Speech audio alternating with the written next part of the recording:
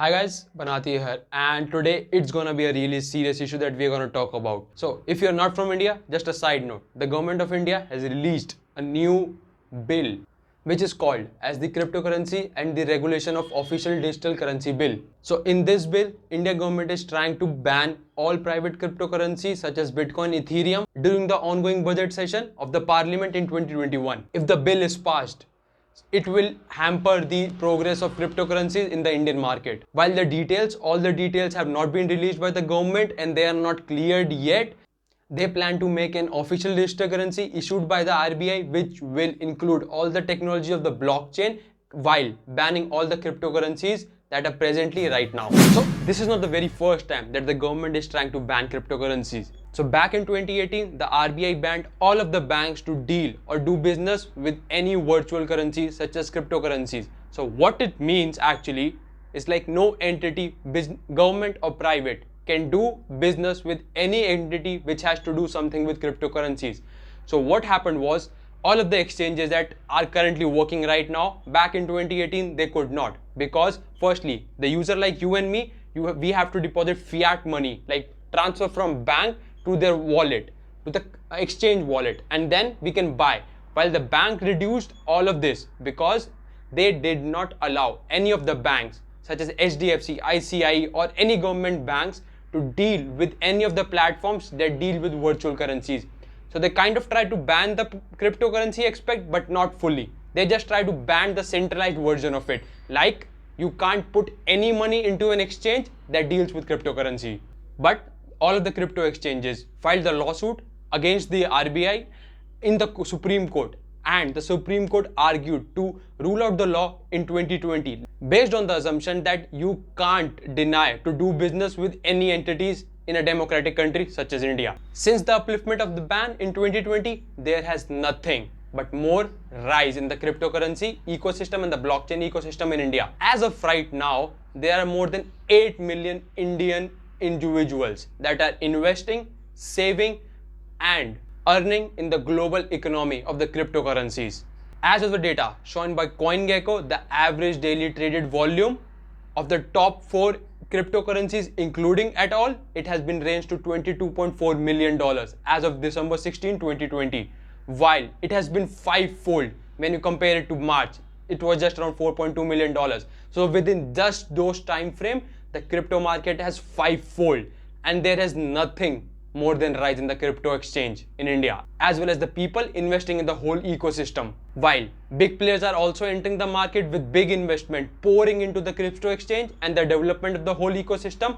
Plus, when you combine all of the influencers promoting these exchanges on their platforms. If you want to invest in Bitcoin, I'm going to tell you an awesome app which is CoinSwitch. Also, the average retail investors in India have accumulated more than $1 billion invested in the whole crypto market as of right now, which in return is still a drop in the bucket when you compare with states or UK market. But we have to consider it has been only 8 months since the upliftment of ban, and it's a great figure that we should be proud of.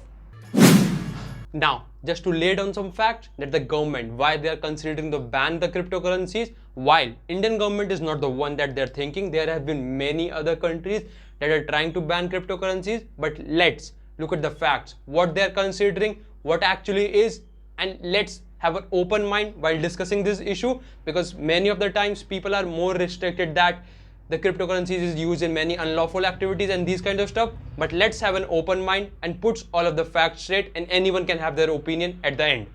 So starting, just not only government, like many investors such as Rakesh Jhunjhunwala in India, who is often referred as the Warren Buffett of India, have also been on the opposite end of the enhancement of the crypto exchanges or buying the cryptocurrencies. He also promotes that the government should work on the banning of cryptocurrencies and working on making a digital. I don't own Bitcoin. I'm not short Bitcoin. So I've taken a neutral view. Just a healthy point I want to mention here. Even the third richest man in India, Bill Gates, even said he want to short the Bitcoin back in the early days. And even Shark Tank investors such as Mark Cuban and Kevin O'Leary, aka Mr. Wonderful, were not in support of the cryptocurrencies back in the days. But right now, when you look at it, both of the investors have changed their mind and they think cryptocurrency is the future. Mark Cuban have even his own NFT, and Kevin O'Leary just recently tweeted that he supports or he's buying into the Bitcoin. So the point that I want to conclude is that if a person is good at one thing, and they can't be good at everything, because blockchain technology is just 12 years old. We have to educate ourselves and it takes a lot of time. So when one person who has a great past in one thing and providing an opinion to the other, people should have an open mind that they might not have all the information right, or all of the data points they have been referred to are not correct. And not only Rakesh Jhunjhunwala, even the Secretary Treasury of States, Janet Yellen, also said that they are trying to ban cryptocurrency or regulate it because they think the cryptocurrencies as a whole, they have been used manifold in the dark web or like in the unlawful activities, which I have a personal opinion about it, that the data points that they have been misinformed. Why? Because the data points clearly showed that of the whole crypto market, only 0.34% as of December have been used in the unlawful activities, which is around $10 billion. But here's the funny thing. When you compare that with the fiat paper money that we have, it accumulates. The unlawful activities that have been used by the fiat paper money is around 2 to 5% of the total global GDP, which ranges around 1.4 to $4 trillion. So I'm at this point right now. I'm just like you guys, are retail investors. I see Janet Yellen and Rakesh Jhunjhunwala saying that cryptocurrencies have been used in many unlawful activities. But when I see the data points, $10 billion is used in unlawful activities, while here it's like more than $1 trillion, which is like 0.1% of it. So what's the truth here? Are they trying to ban something, or are they trying to show, or they have been misinformed? These were some of the facts that I want to mention out and lay out to the open public like you and me, that misinformation is also an issue right here, because many people have been misinformed about the stuff and the data points that they have been shown. So we should have an open mind and do our own research when making an opinion about a sensitive issue like Bitcoin or cryptocurrencies or even blockchain at all. The bill also said that the Indian government are trying to make its own digital currency. But first I want to mention that there is a difference between cryptocurrency and digital currency as a whole. While cryptocurrency is whole decentralized, no one is in control of, everyone can do transaction as an anonymous person, while on the opposite hand, digital currencies, it's all centralized. Government can see and refer who is translating to who, which transaction have been done to this account. So first we have to understand these are completely two different things, and these are only opposite end of the poles right now. And this is not the very first time that any government in the globe or the world are trying to launch their own digital currencies. China launched their own digital currency back in 2020 July, and let's hear what they have said about this, or what's the information that we have right now. China launched their digital currency back in July 2020, and it's called a DCEP, and it was only circulated in the 4 locations in China, and of those 4 locations, the government official were paid 50% of the transport communicate through that digital currencies. And the whole DCPE is fully backed by the People Banks of China and is pegged 1-to-1 by yuan. And the most interesting thing that I want to mention here is like they don't use any tech or anything related to blockchain in the whole ecosystem of DCEP. So that's the one thing that I want to mention, is like even though we are referring to China that they have launched their own digital currency, but they didn't use their technology, which are a huge loss for them. Even though they have accomplished many things while they're developing this, such as you can do the transition through digitally without even having internet, because that's what it should be. If you're trying to replace paper money to a digital currency, it should have the power to do, a person should be able to transit even if the internet gets lost, because that's the whole point of it, converting the paper money to a digital cryptocurrency.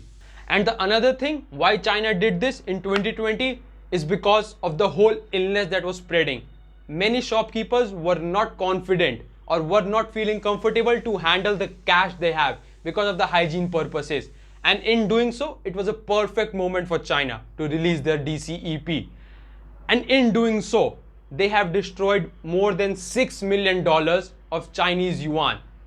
So you can imagine, $6 million, gone completely. So it's like, are they made from thin air? That's also an issue that if you have studied about the cryptocurrencies, the first of the thing that many people say, right now with all of the stimulus check going on, the government are printing money out of thin air. The money that you have is running against inflation right now. You are competing against inflation. Just to mention another fact here, 1/5 of all the paper money that is right now circulating in the states have been printed in the last 1 year while all the illness was spreading. So just think, have an open mind when you are discussing about this sensitive issue. And for China government, it did not make, or they did not make this technology within a small time frame.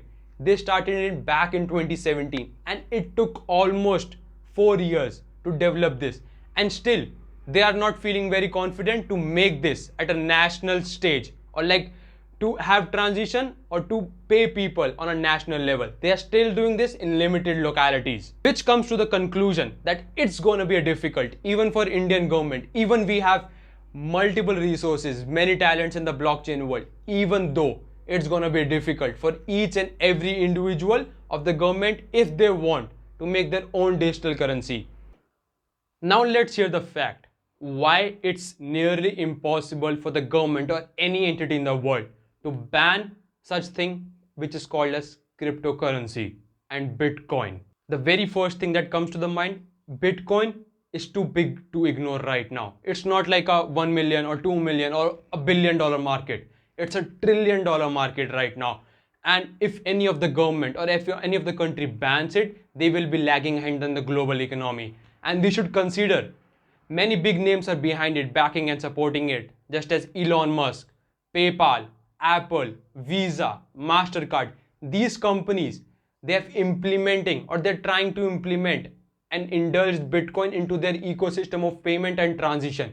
So if Indian government bans it, they will be lagging behind in the whole global ecosystem. The most and the very fundamental thing that we have to understand right now is like Bitcoin and all other cryptocurrencies.